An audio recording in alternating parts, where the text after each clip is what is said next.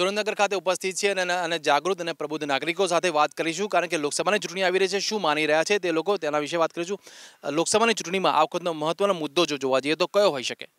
આ વખતે લોકસભાની ચૂંટણીની અંદર એક તો હમણે જે આતંકવાદી હુમલો થયો અને એ હુમલા દરમિયાન જે આપણા 40 જવાનો શહીદ થયેલા, એ 40 જવાનોનો બદલો 13 દિવસની અંદર આપણા વડાપ્રધાન શ્રી મોદી સાહેબે લઈ લીધો। એટલે પ્રજાની અંદર મોદી સાહેબ પ્રત્યે બહુ સારો એવો એક લાગણી છે અને એ મુદ્દો સારો એવો કામ કરશે અને એ મુદ્દાને લઈ અને લોકો વધારે વોટિંગ કરશે ભાજપને, એવું મારું માનવું છે। સર્જિકલ સ્ટ્રાઇકના મુદ્દાની વાત કરીએ, શું લાગે છે સર્જિકલ સ્ટ્રાઇકનો ચૂંટણીનો મુદ્દો હોઈ શકે અને એને લીધે મતદારો આકર્ષે છે અથવા મતદારો કોઈ એક પક્ષ તરફ આકર્ષાશે? કોઈ સંજોગોમાં સર્જિકલ સ્ટ્રાઇકના હિસાબે મતદારો આકર્ષાવાના નથી। સર્જિકલ સ્ટ્રાઇકના 2 દિવસ દરમિયાન એક દેશભક્તિનું વાતાવરણ ઊભું થયું હતું, પણ આગામી જેમ જેમ સમય જતો ગયો તેમ તેમ લોકોને જીએસટી, નોટબંધી, યુવાનોને રોજગારી આપવામાં, મહિલાઓને સુરક્ષા આપવામાં તમામ પ્રકારે મોદી સરકાર નિષ્ફળ ગઈ છે, નિષ્ફળતા ઉજાગર થઈ છે। આગામી સમયમાં હજી ઉનાળો આવવાનો છે, પાણીના પ્રશ્નો ઊભા થવાના છે, અનેક પ્રશ્નો છે કે જેના કારણે આગામી સમયમાં મોદી સરકાર કોઈ પણ સંજોગોમાં અમને નથી લાગતું કે રિપીટ થાય। યુવાનો, મહિલાઓ આ તમામે તમામ એક જુસ્સા સાથે મોદી વિરુદ્ધમાં મતદાન કરવાના છે, જે આગામી સમયમાં ચૂંટણીના પરિણામો આપને દેખાડશે। મસૂદના મુદ્દાની વાત કરીએ, જી કરીને સંબોધન થયું, તેને લઈને વિવાદ થયો, તો શું કહેશો તેના વિશે? હિન્દુસ્તાનમાં રહેતા હોય, હિન્દુસ્તાન માટે કામ કરતા હોય અને જે પોતાની જાતને ભાવિ વડાપ્રધાન બનવા માટેની દોડમાં દોડી રહ્યા હોય, એ જ્યારે દેશનો આતંકવાદી, દુનિયાએ જેને આતંકવાદી જાહેર કર્યો છે, અમેરિકા, ફ્રાન્સ, બ્રિટન, કે જેને હિન્દુસ્તાનના લોકોને નુકસાન પહોંચાડી રહ્યું છે, એવા લોકોને જી કહેવું એ ક્યાંનો ન્યાય છે? કે જે માણસને ખબર નથી પડતી કે હું કોને શું કહી રહ્યો છું, એના હાથમાં હિન્દુસ્તાનનું સુકાન જાય તો દેશની શું પરિસ્થિતિ સર્જાય? આ અનુસંધાનમાં જે જી કહેવામાં આવ્યું છે, એટલે કહેવાય કે જેને સામાન્ય જ્ઞાન પણ નથી એવા લોકો પોતે હિન્દુસ્તાનની ગાદી ઉપર બેસવાના સપના જોઈ રહ્યા છે, જે ક્યારેય પૂરા નથી થવાના અને હિન્દુસ્તાનમાં 300થી વધારે સીટ લઈને નરેન્દ્ર મોદીની સરકાર ફરીને ચૂંટાવાની જ છે। જીનો મુદ્દાની વાત કરીએ, ચાઇનાના મુદ્દે આડોડાઈ થઈ છે। ચાઇનાએ જે કર્યું છે કે જે એનો વીટો પાવર વાપર્યો અને ફરીથી મસૂદને આંતરરાષ્ટ્રીય આતંકવાદીની લિસ્ટમાં મૂકવા માટે પાકિસ્તાન અને ચીન એક થઈ ગયા, કેટલું નુકસાન ભારતને? ભારતને બહુ મોટું નુકસાન જવાનું છે એમાં। અને જીની વાત કરી આપે તો જી તો ભારતીય જનતા પાર્ટીના અત્યારે હાલમાં મંત્રી છે, કેન્દ્રીય મંત્રી, એમને પણ ભૂતકાળમાં જી કરીને સંબોધન કરેલું। હાફિઝ સઈદ, અઝહર મસૂદ, હાફિઝ સઈદને એ મુદ્દા પણ અત્યારે સોશિયલ મીડિયામાં બધા જોવે જ છે।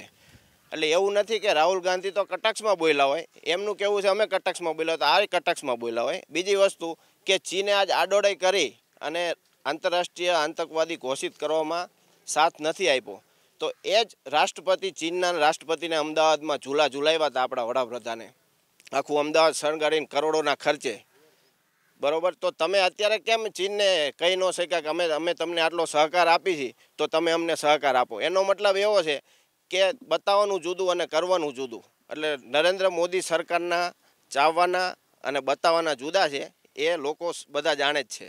જિનપિંગ સાથે નરેન્દ્ર મોદીએ સંખેડાના ઝૂલા પર ઝૂલા ઝૂલ્યા હતા અને વિદેશ નીતિને નરેન્દ્ર મોદીના વખાણ થતા હતા। કેમ ચીન પર એટલો પ્રભાવ કે દબાણ ના પાડી શક્યા અને ભારતની માટે નંબર 1 દુશ્મન કહેવાય તેને જબ્બે કરવા માટેનો પ્રયાસમાં ચીન પાછળ પડ્યું છે? આ બાબત સદંતર ખોટી છે। ઝૂલાયા એ વાત સાચી, પણ સાથે સાથે ચીનને કરારો જવાબ પણ ડોકલામમાં આપ્યો। ડોકલામનો ઇસ્યુ આજકાલનો નથી, વર્ષોથી છે અને ડોકલામમાં જે લોકોને પગ પેસારો હતો એ કોંગ્રેસની સરકાર આટલા વર્ષોથી રાજ કરતી હતી, જાણતી હતી, છતાં કંઈ નહોતી કરી શકતી। આ નરેન્દ્રભાઈ મોદીની ઈચ્છા શક્તિ કે એમને દેખાડી દીધું ચીનને કે અમે તમને ઝુલાવી શકીએ છીએ, એમ તમને ખદેડી પણ મૂકી છે અને ચીનના સૈનિકોની ટ્રૂપો ડોકલામમાંથી એમને ખસેડી અને એટલો મક્કમતાથી સામનો કર્યો કે ચીન પણ ડઘાઈ ગયું કે આ શું થઈ ગયું। એટલે એવું નથી કે ઝુલાવ્યા છે, સાથે મક્કમતાથી ચીનનો સામનો પણ કરેલો છે। બીજો અને મુદ્દો પ્રિયંકા ગાંધીની વાત કરીએ, પ્રિયંકા ગાંધીનો પ્રભાવ કેવો રહેશે? જે રીતે યુવા છે, યુવા ચહેરાને આકર્ષક છે, રાહુલ ગાંધીને પ્રિયંકા બહેન છે તેનો સાથ મળ્યો છે, આગામી લોકસભાની ચૂંટણીમાં તેની અસર જોવા મળશે? પ્રિયંકા ગાંધીની વાત આપણે કરીએ તો પરમ દિવસે જે ગુજરાતમાં એમણે રાષ્ટ્રીય અધ્યક્ષ, પછી યુપીએના ચેરપર્સન, પૂર્વ વડાપ્રધાન અમારા માનનીય શ્રી મનમોહનસિંહજી જે આવ્યા હતા, એ વખતે જે લોકોએ જોયું છે વાતાવરણ અને જે પ્રિયંકા ગાંધીનું જે ભાષણ હતું એ સાંભળ્યું છે તો ખબર પડે કે દેશભક્તિ કોને કહેવાય। એટલે આની ઉપરથી સાબિત થાય છે કે પ્રિયંકા ગાંધી આવવાથી આ લોકો રહ્યા એ લોકોનો ડર પેસી ગયો છે કે હવે આપણે ફરીથી સત્તામાં આવવાના નથી. પ્રિયંકા ગાંધી આવવાથી ડર પેસી ગયો છે. શું લાગે છે, પ્રિયંકા ગાંધીનો ડર પેસી ગયો છે ભાજપને? ના, પ્રિયંકા ગાંધીનો જરાય ડર ભાજપને બેસી ગયો એવું મને નથી લાગતું. મહિલા સશક્તિકરણની વાત સરકાર કરતી હોય છે, લાગે છે મહિલાઓને સશક્તિકરણ થયું છે? ગુનાહિત પ્રવૃત્તિઓની જો વાત કરવામાં, મહિલા ક્રાઇમની જો વાત કરવામાં તો કેટલો સંતોષ થયો છે મહિલાઓને? પહેલાં કરતાં અત્યારે સારું છે. ભાજપ સરકાર આવ્યા પછી મહિલાઓને સારી એવી સુરક્ષા મળી રહી છે અને મહિલા સશક્તિકરણના કાર્યો દરેક શહેરોની અંદર જુદી જુદી રીતે થઈ જ રહ્યા છે. આપ સૌ જોઈ શકો છો. હાર્દિક પટેલના મુદ્દાની જો વાત કરીએ તો હાર્દિક પટેલ વિશે જો પૂછવામાં આવે તો હાર્દિકને કોંગ્રેસમાં આવવાથી હાર્દિકને ફાયદો થયો છે કે કોંગ્રેસને ફાયદો થશે? કોંગ્રેસને જ ફાયદો થાય ને. કેવી રીતે? ને પટેલ લોબીનો લાભ મળશે, યુવાનોનો લાભ મળશે. આ મુદ્દે અનેક પાટીદાર સમાજના જે તરછોડાયેલા લોકો છે, જેને અનામત નથી મળી, એવા અનેક લોકોને લાભ મળશે. ડોકલામ કહે છે, ડોકલામ ગરી ગયા ક્યારે? ડોકલામમાં જ્યારે ઢીલી નીતિ રાખી ત્યારે ચાઇના હારે આપણે અમેરિકાએ જેમ બેન્ડ મૂક્યું એમ ઇન્ડિયા શું કામ બેન્ડ નથી મૂકી શકતી? આવા અનેક મુદ્દાઓ છે. પાકિસ્તાન સામે ટેમ્પરરી બેન્ડ મૂક્યું, પાકિસ્તાન સામે ટેમ્પરરી શું કામ પરમેનન્ટ બેન્ડ મૂકી દેવું જોઈએ? આપણા દેશના લોકોને આપણે રોજ મારે છે. આટલા લોકો હિન્દુસ્તાનમાં કોંગ્રેસની સરકારમાં ક્યારેય નથી મર્યા, એટલા ભાજપની સરકારમાં આપણા સૈનિકો અને સામાન્ય નાગરિકો મર્યા છે. એનો જવાબ શું? દલ બદલુનો મતલબ મુદ્દો ઉઠી રહ્યો છે. કોંગ્રેસના નેતાઓ જે છે એ ભાજપમાં જોડાયા છે. જે મતદારોએ તેમને વોટ આપ્યો હોય એમને કેટલો આઘાત લાગ્યો છે? આ નીતિને શું કહેશો તમે, દલ બદલુની નીતિને? પહેલાં તો વાત એ છે કે કોંગ્રેસને આનાથી કોઈ નુકસાન નથી થયું અને લોકોમાં તો રોષ છે જ તે કે જે કોઈ એમએલએ ગયા છે એનાથી. અને ભાઈ આપણા પ્રધાન સેવકને અમેરિકન મોડલ તરીકે એવું દર્શાવવામાં આવે છે, સ્ટેજ સજાવવામાં મોટું આવે છે, પણ ખરેખર આ વસ્તુ છે જ નહીં. વિકાસ દર ઘટી ગયો છે. તમે જુઓ CSIના રિપોર્ટ જુઓ કે ગમે તે જુઓ, ફક્ત ને ફક્ત એમને અમેરિકન મોડર્ન તરીકે દર્શાવવામાં જ આવે છે. તમે છેલ્લા 2 વર્ષના આંકડા જુઓ તો 1.5 કરોડ નોકરીઓ છીનવાઈ ગઈ છે. આ સરકારી આંકડા નથી. તમે સરકાર તો કોઈ દી બોલવાની જ નથી. આ વસ્તુ હંમેશા વિકાસ દર છુપાવે જ છે. આ કોંગ્રેસ, ભાજપનું કોંગ્રેસીકરણ થઈ રહ્યું છે એવા પણ આક્ષેપો થઈ રહ્યા છે. આ વાત સદંતર ખોટી છે. જ્યારે કોંગ્રેસના નેતાઓ જે 4-4, 5-5 ટર્મથી ધારાસભ્ય ચૂંટાતા હોય છતાં પણ તે લોકોને ત્યાં પક્ષમાં પૂરતું સ્થાન ન મળે ત્યારે એ લોકોને પક્ષ પલટો કરવો પડે, અગર પક્ષ છોડવો પડે. તમે સૌથી સારું જવાહરભાઈ ચાવડાનું સ્ટેટમેન્ટ જ સાંભળો તો તમને ખબર પડે કે એનું સ્ટેટમેન્ટ હતું કે ભાઈ મારે સ્વમાન નહોતું એટલા માટે મારે પક્ષમાં છોડવું પડ્યું. તમે જો કેટલા લોકો કોંગ્રેસના ચૂંટાયા પછી 6 મહિના 12 મહિનામાં પક્ષ છોડીને જતા રહે છે. તો આ સંજોગોમાં કહેવું પડે કે પક્ષ પલટા માટે જવું પડે એમની મજબૂરી છે કે ચૂંટાણા પછી પ્રજાના કામ જે થવા જોઈએ અને જે કામ એમને અપેક્ષાથી ગયા હોય એ પ્રકારે પક્ષમાં એમને સંતોષ ન થતા એ લોકોએ પક્ષ છોડ્યો. બીજી વાત કરું કે આ લોકો જે વાત કરે છે હિન્દુસ્તાનમાં આઝાદી આવ્યા પછી મેક્સિમમ શાસન કોંગ્રેસનું રહ્યું. એ લોકો 10,000, 20,000, 25,000 રૂપિયા ઇન્કમ ટેક્સની લિમિટ વધારતા વર્ષો કાઢી નાખતા હતા.